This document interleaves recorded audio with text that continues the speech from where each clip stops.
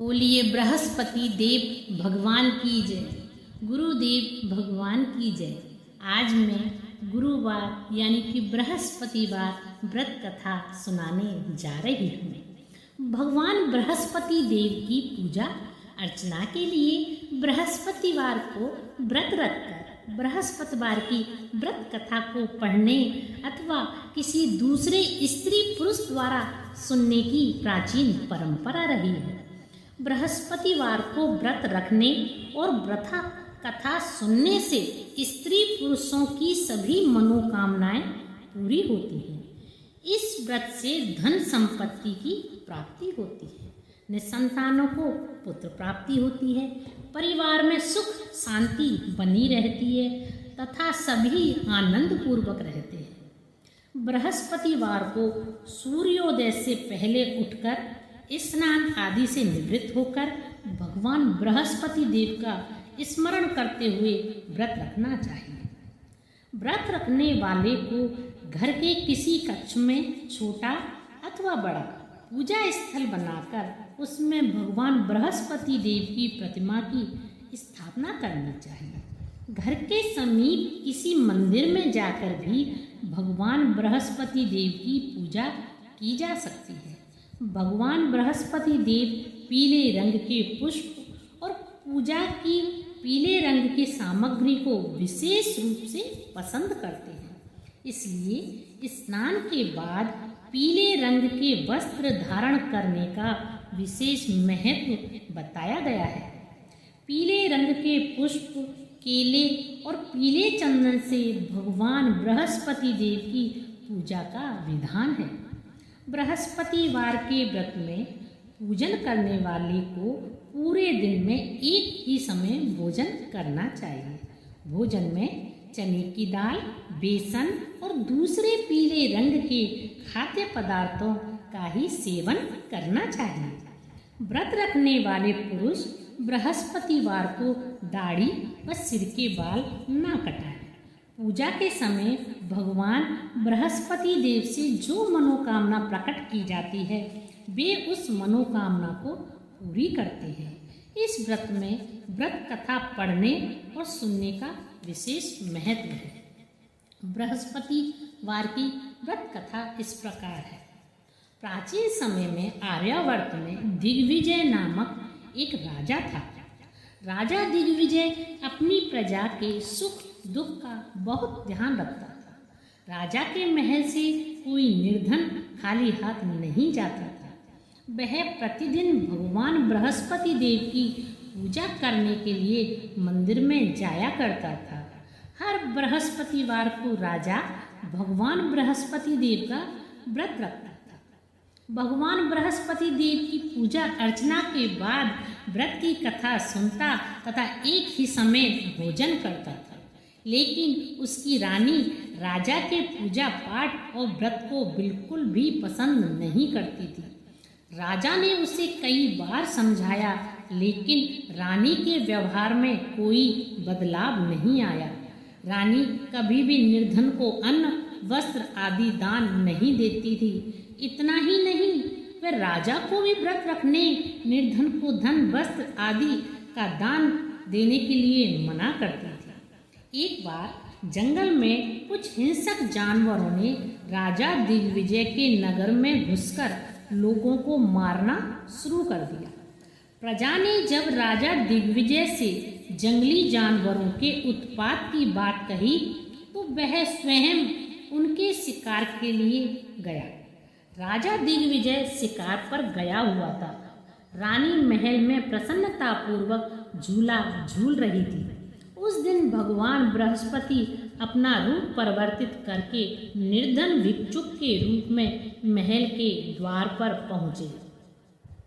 बृहस्पति देव ने रानी से भिक्षा मांगी तो रानी क्रोधित स्वर में बोली, हे भिक्षुक, सुबह से भिक्षा देते देते मैं तो परेशान हो गई हूँ। अभी मुझे महल में बहुत से काम हैं। महल के कामों से अवकाश मिले तो मैं तुम्हें कुछ भिक्षा दूँ। भगवान बृहस्पति देव ने कहा, हे देवी, भिक्षा देने से भला कितना समय लगता है? तुम भिक्षा देकर भी तो महल के कामों को पूरा कर सकती हो। भिक्षुक के वचन सुनकर रानी ने क्रोधित स्वर में कहा, लोगों को दान देने के लिए तो मेरे पति ही बहुत हैं। वे हर समय भिक्षुकों को अन्न, वस्त्र आदि, धन आदि दान देते रहते हैं। उनके इस तरह दान देने से मैं तो बहुत तंग आ चुकी हूँ। इससे तो अच्छा है हमारा सारा धन ही समाप्त हो जाए, ताकि प्रतिदिन दान देने के कष्ट से मुक्ति मिले। रानी की बात सुनकर भगवान बृहस्पति देव मन ही मन मुस्कुराते हुए बोले, हे रानी, भगवान तुम्हारी यह इच्छा अवश्य पूर्ण करेंगे। तुम इस समस्या से छुटकारा पानी चाहती हो तो बृहस्पतिवार को सुबह सूर्योदय से पहले मत उठना। जब सूर्य की तेज धूप निकल आए तभी उठना। फिर पूरे महल को गोबर से लीपकर सिर से पांव तक स्नान करना। अपने लंबे बालों को अवश्य धोना। राजा से कहना कि बृहस्पतिवार को हजामत अवश्य बनवाए। राजा को भोजन में मांस, मदिरा अवश्य देना। निरंतर 7 बृहस्पतिवार तक ऐसा करने से तुम्हें धन की मुसीबत से अवश्य मुक्ति मिल जाएगी। इतना कहकर भिक्षुक का रूप धारण किए हुए भगवान बृहस्पति देव कुछ दूर चलकर अदृश्य हो गए। रानी अपने पति की दान देने की आदत से ऐसे ही बहुत परेशान हो चुकी थी, इसलिए कुछ सोचकर उसने परेशानी से छुटकारा पाने के लिए भिक्षुक की बताई बातों का पालन करने का निश्चय किया।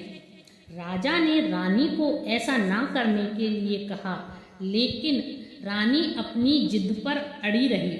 उसने राजा को धमकी दी, यदि तुम मेरे कथनानुसार काम नहीं करोगे तो मैं महल छोड़कर चली जाऊंगी। रानी की इस बात से राजा बहुत डर गया, क्योंकि रानी के महल छोड़ देने से पूरे राज्य में उसकी बदनामी हो सकती थी। विवश हो राजा को रानी की बात स्वीकार करनी पड़ी।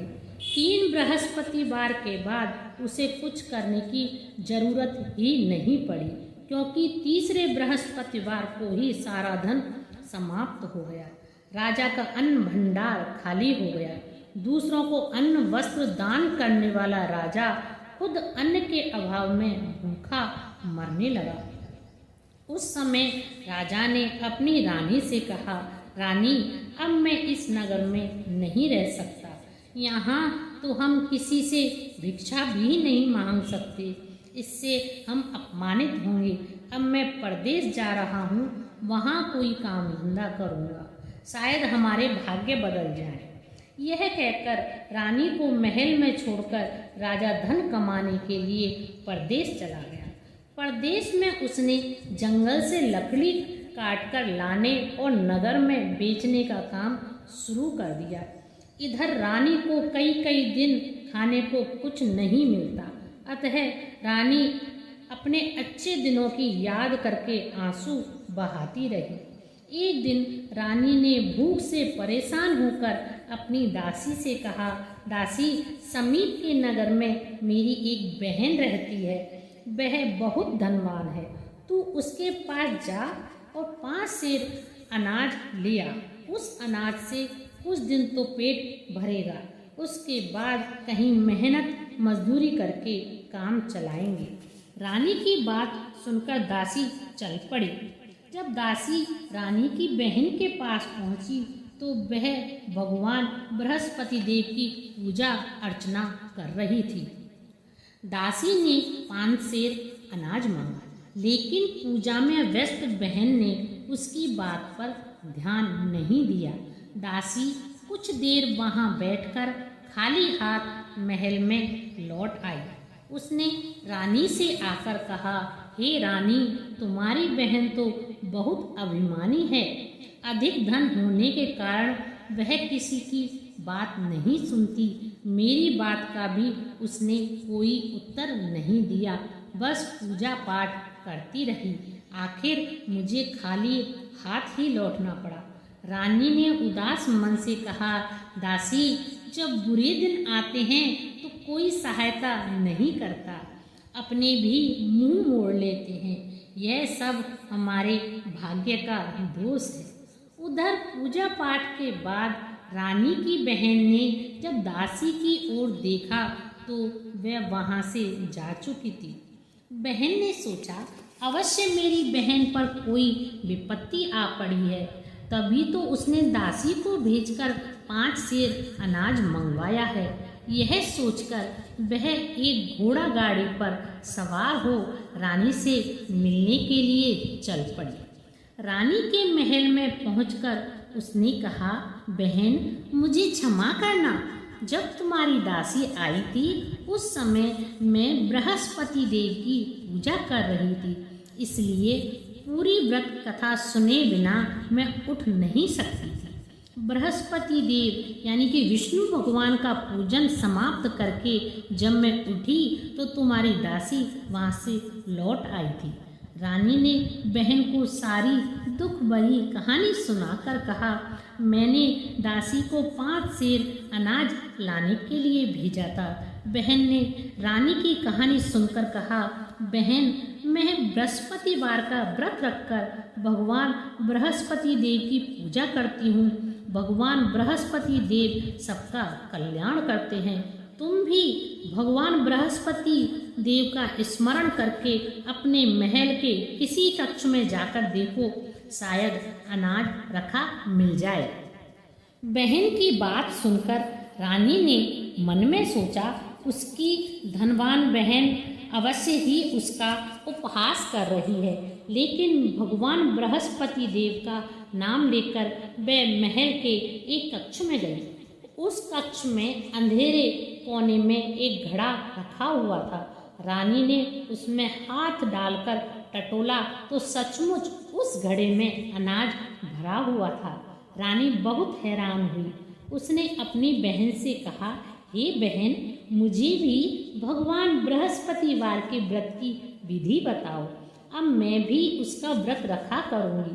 तब बहन ने उसे बताया, हे रानी बहन, बृहस्पतिवार को सूर्योदय से पूर्व उठकर स्नान करके बृहस्पतिवार का व्रत रखना चाहिए, लेकिन उस दिन सिर नहीं धोना चाहिए।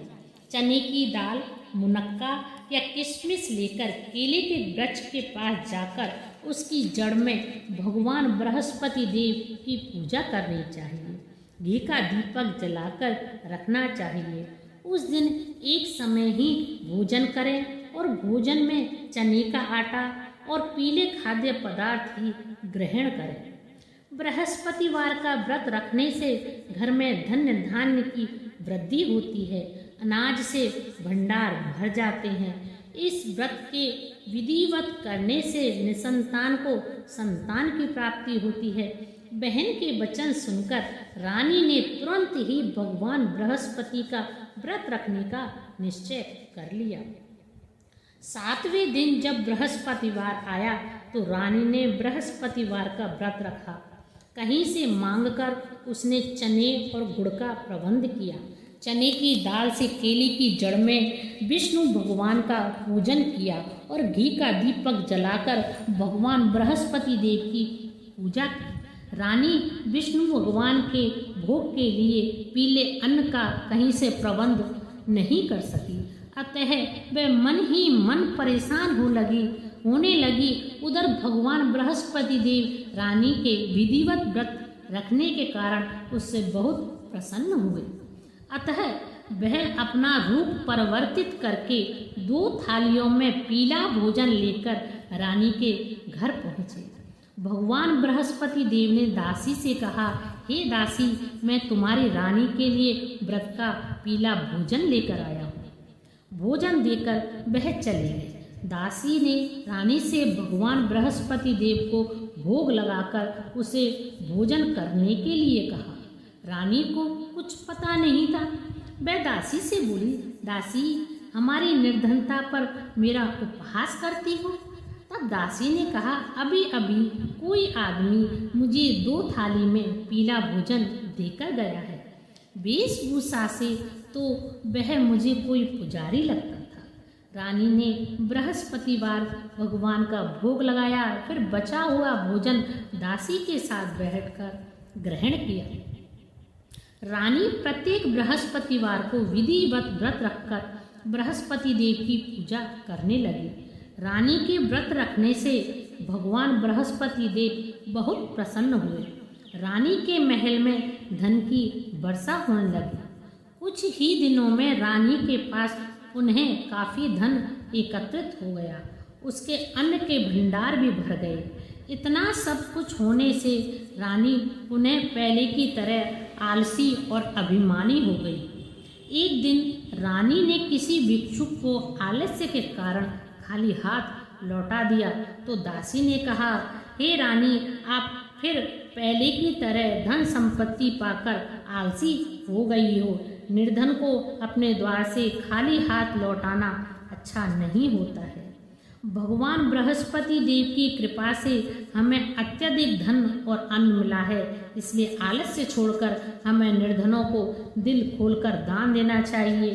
दान देने से आपके परिवार का नाम होगा और भगवान बृहस्पति देव प्रसन्न होकर आपका कल्याण करेंगे।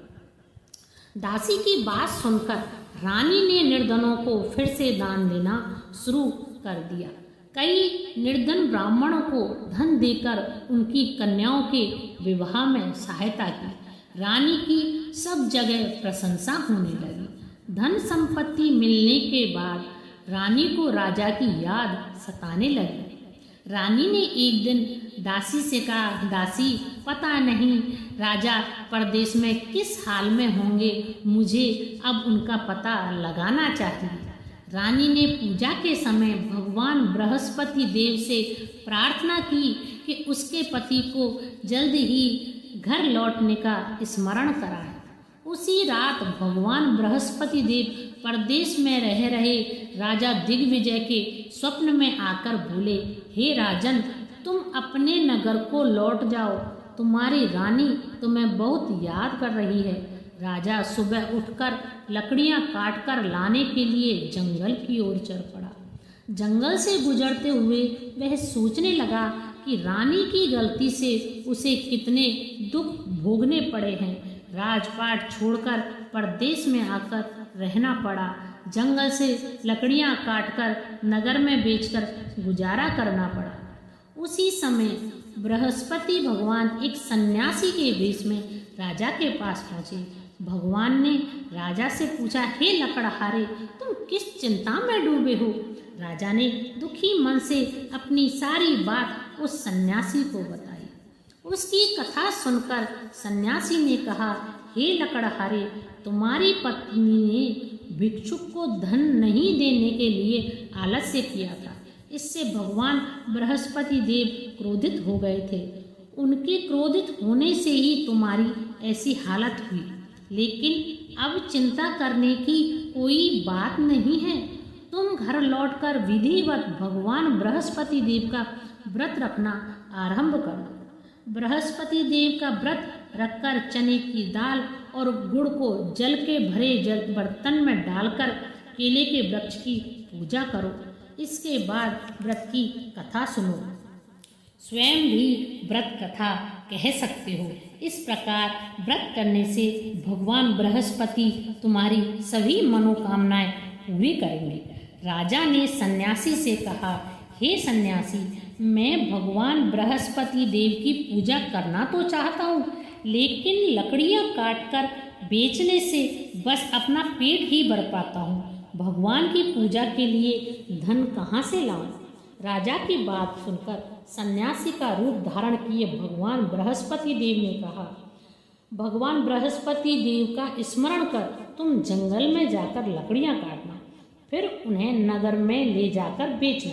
तुम्हें इतना धन मिल जाएगा तुम अपने भोजन के साथ गुड़ और चने भी खरीद सको। यह कहकर सन्यासी ने भगवान बृहस्पति देव की कथा लकड़हारे को सुनाई। बृहस्पति देव की कथा।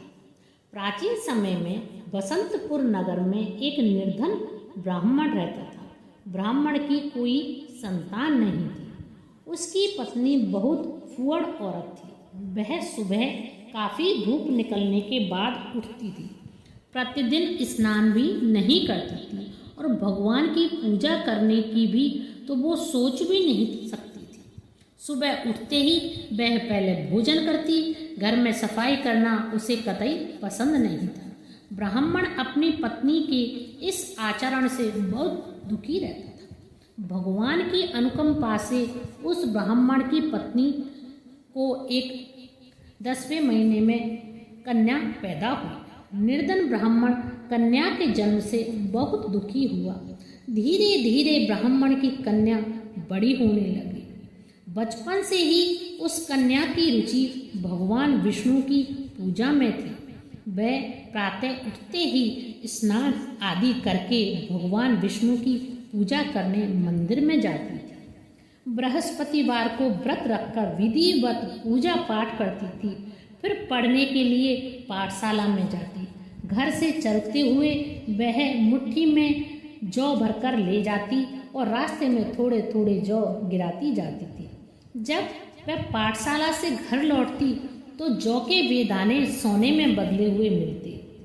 लड़की सभी सोने के दाने बीन लाती थी। एक दिन जब वह सोने के दानों को साफ कर रही थी तो उसकी माँ ने कहा, बेटी, सोने के दाने साफ करने के लिए तो सोने का सूप भी होना चाहिए। अगले दिन बृहस्पतिवार था। उसने भगवान बृहस्पति देव की पूजा करते हुए प्रार्थना की, हे भगवान, यदि मैंने आपका व्रत विधिवत किया हो तो मुझे सोने का सूप दे दो। भगवान बृहस्पति देव ने उसकी मनोकामना पूरी करने का वचन दिया। पाठशाला से लौटते समय उसे रास्ते में एक सोने का सूप पड़ा हुआ मिला। घर लौटकर सोने का सूप अपनी माँ को दिखाकर वह सोने के दाने साफ करने लगी। उस सुंदर लड़की को सोने के सूप में जौ साफ करते हुए देखकर राजकुमार उस पर मोहित हो गया। महल में लौटकर राजकुमार ने राजा से उस लड़की से विवाह करने की इच्छा प्रकट की तो राजा ने ब्राह्मण को महल में बुलाकर राजकुमार से उसकी लड़की के विवाह की बात कही। ब्राह्मण सहर्ष तैयार हो गया। धूमधाम से उस लड़की का विवाह राजकुमार से हो गया। दुल्हन बनकर ब्राह्मण की लड़की महल में चली गई। लड़की के जाने से ब्राह्मण फिर निर्धन हो गया। उसे कई कई दिन भोजन भी नहीं मिलता था। बहुत दुखी होकर ब्राह्मण एक दिन अपनी लड़की के पास गया। अपने पिता से निर्धनता का समाचार सुनकर उसने बहुत सा धन देकर पिता को विदा किया। उस धन से ब्राह्मण के कुछ दिन तो आराम से गुजर गए, लेकिन जल्दी ही सारा धन समाप्त हो गया और फिर भूखों मरने की नौबत आ गई। ब्राह्मण अपनी लड़की से धन लेने के लिए फिर महल में पहुंचा।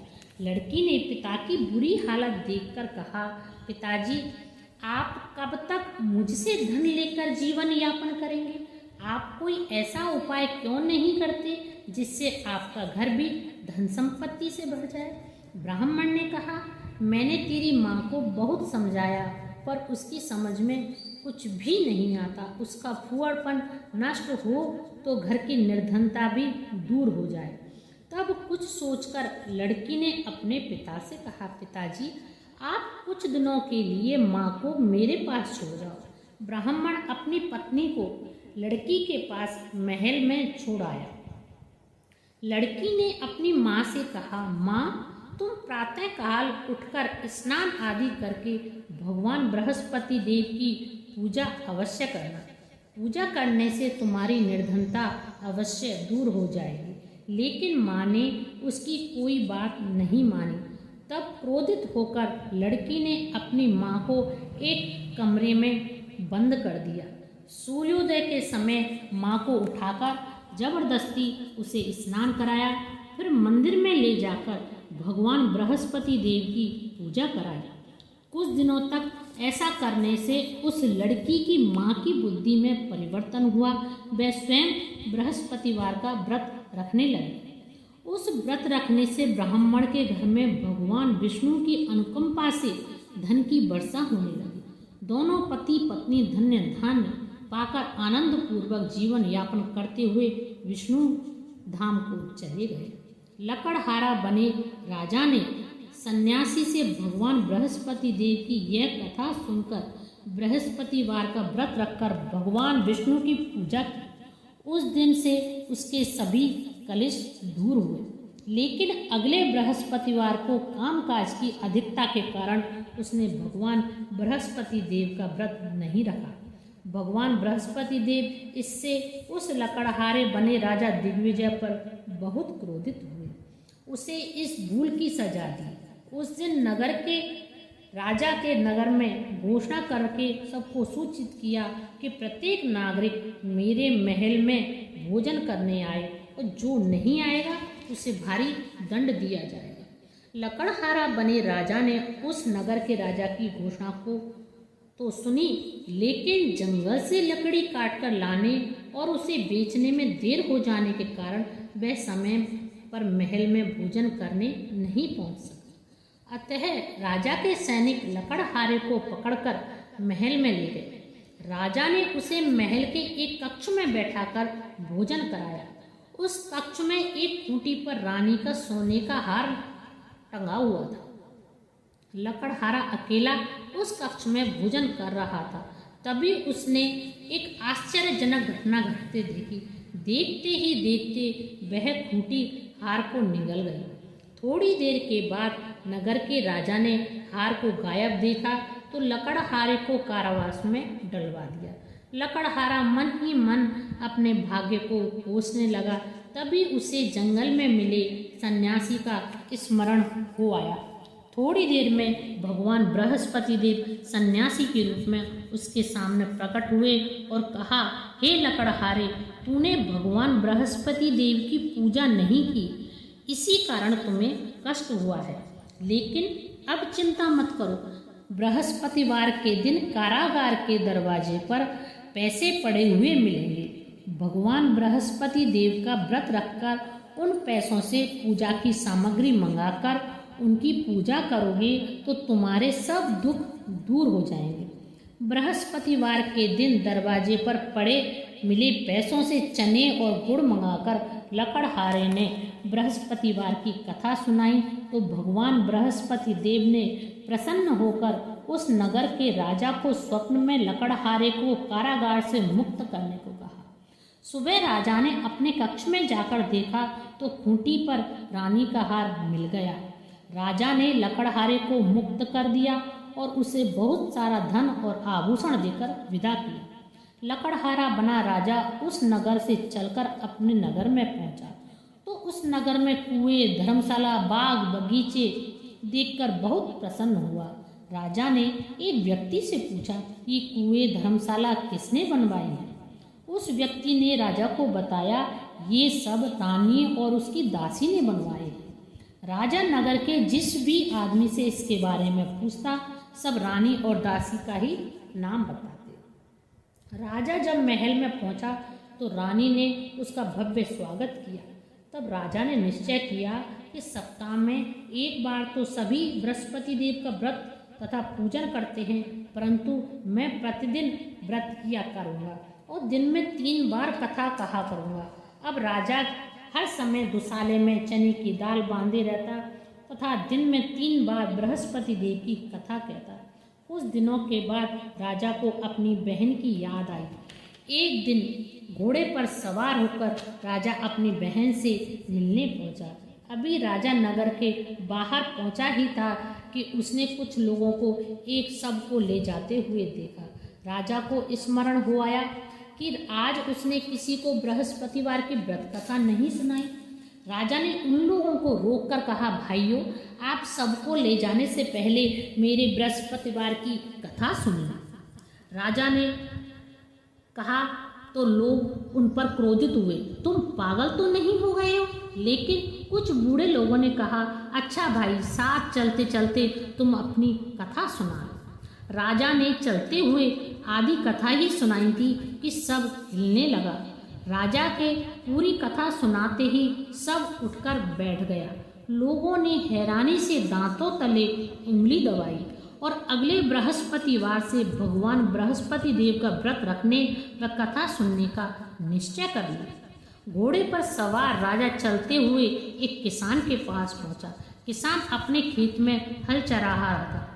उसे देखकर राजा ने कहा, अरे भाई, पहले मुझसे बृहस्पतिवार की कथा सुन लो। किसान झुंझलाकर बोला, हे भाई, तुम देखते नहीं हो, जितनी देर में तुम्हारी कथा सुनूंगा उतनी देर में तो मैं पूरे खेत में हल चला लूँगा।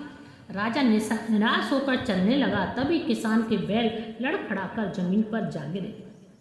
किसान के पेट में जोरों का दर्द होने लगा। तभी किसान की पत्नी खाना लेकर आई तो उसने किसान से इस बारे में पूछा। किसान ने घुड़सवार की पूरी कहानी सुनाई। किसान की पत्नी दौड़ती हुई राजा के पास पहुंचकर हाथ जोड़कर बोली, भैया, मैं तुम्हारी कथा सुनने को तैयार हूँ। राजा ने उसके साथ खेत पर पहुंचकर बृहस्पतिवार की कथा सुनाई। कथा समाप्त होते ही बैल उठकर खड़े हो गए और किसान के पेट का दर्द भी ठीक हो गया। राजा बहन के घर पहुंचा तो उसकी बहुत आवभगत हुई, लेकिन अगले दिन सुबह उठकर राजा ने देखा घर के सभी लोग भोजन कर रहे हैं। किसी भूखे को बृहस्पतिवार की कथा सुनाए बिना राजा भोजन नहीं करता था। उसने बहन से कहा, बहन, क्या घर में कोई ऐसा व्यक्ति है जिसने अभी तक भोजन ना किया हो? तो उसकी बहन बोली, भैया, हमारे घर में तो क्या, आपको पूरे नगर में ऐसा कोई व्यक्ति नहीं मिलेगा जिसने सुबह सुबह भोजन ना किया हो। तब राजा ने बहन से घर से निकलकर उस नगर में बिना भोजन किए व्यक्ति की तलाश की। एक गडरिये के घर में उसका बेटा बीमार होने के कारण भूखा रह गया था। राजा के ने उस बेटे को जाकर बृहस्पतिवार की कथा सुनाई। कथा सुनते सुनते ही गडरिये का बीमार बेटा ठीक हो गया। सबने राजा की बहुत प्रशंसा की। एक दिन राजा ने अपनी बहन से कहा, बहन, अब हम अपने घर को जाना चाहते हैं, तुम भी मेरे साथ चलो, कुछ दिन वहाँ रहकर लौट आना। राजा की बहन ने अपनी सास से पूछा तो सास ने ताना देते हुए कहा, बहू, मायके जाना तो अकेली जाना, मेरे पोतों को नहीं ले जाना, क्योंकि तुम्हारे भाई के कोई संतान नहीं है। कहीं तुम्हारी भाभी मेरे पोतों पर कोई जादू टोना ना कर दे। दूसरे कक्ष में बहन की सास की बात सुनकर राजा बहुत दुखी हुआ तथा अकेला ही अपने नगर को लौट पड़ा। जब वह अपने नगर के निकट पहुंचा तो रानी ने राजा से कहा, आप तो अपनी बहन को लाने गए थे, फिर बहन को क्यों नहीं लाए? राजा ने दुखी होते हुए कहा, रानी, हम निसंतान हैं, इसलिए कोई हमारे घर आना पसंद नहीं करता। रानी ने राजा को समझाया, हे राजा, हमें बृहस्पति देव ने सब कुछ दिया है, अब भगवान बृहस्पति देव हमें संतान भी अवश्य देंगे। बृहस्पतिवार को विधिवत व्रत रखते हुए राजा रानी ने भगवान बृहस्पति देव से संतान के लिए प्रार्थना की। कुछ दिनों के बाद उन्होंने स्वप्न में दर्शन देते हुए कहा, हे राजन, तेरी मनोकामना पूरी होगी। एक सप्ताह बाद ही रानी गर्भवती हो गई। 10वें महीने के आरंभ में ही रानी ने एक सुंदर पुत्र को जन्म दिया। राजा रानी जीवन पर्यंत बृहस्पतिवार का व्रत रखते रहे। उनके घर में धन की वर्षा होती रही। आनंद पूर्वक जीवन यापन करते हुए राजा रानी भगवान बृहस्पति देव की अनुकंपा से मोक्ष को प्राप्त करके सीधे बैकुंठ धाम को पहुंच गए।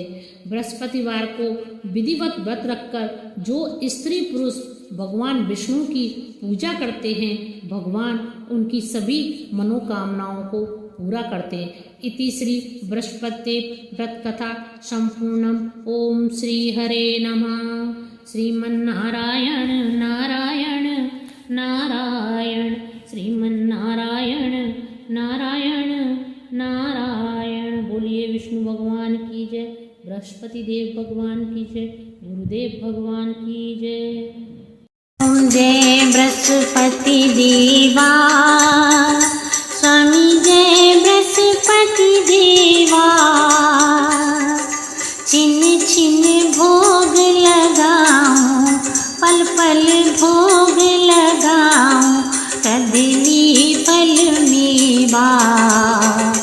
ओम जय बृहस्पति देवा, तुम पूर्ण परमात्मा, तुम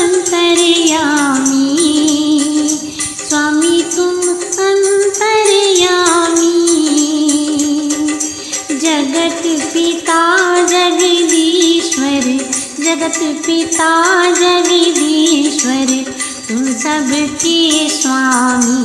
ओम जय बृहस्पति देवा। चरणामृत निज निर्मल सब पातक हरता। स्वामी सब पातक हरता। सकल मनोरथ दायक सकल मनोरथ दायक कृपा करो भरता। ओम जय बृहस्पति देवा। तन मन धन अर्पण कर जो जन शरण पड़े। प्रभु जो जन शरण पड़े। प्रभु प्रकट तब होकर प्रभु प्रकट तब होकर आकर द्वार खड़े। ओम जय बृहस्पति देवा। दीन दयाल दयानिधि भक्तन हितकारी। प्रभु भक्तन हितकारी। पाप दोष सब हरता पाप दोष सब हरता भव बंधन हारी। ओम जय बृहस्पति देवा। सकल मनोरथ दायक सब संशय तारो। स्वामी सब संशय तारो। विषय विकार मिटाओ विषय विकार मिटाओ संतन सुखकारी। ओम जय बृहस्पति देवा। जो कोई आरती तेरी प्रेम सहित गावे। स्वामी भाव सहित गावे। जेठानंद आनंद कर जेठानंद आनंद कर सुनिश्चय पावे। ओम जय बृहस्पति देवा। ओम जय बृहस्पति देवा। स्वामी जय बृहस्पति देवा।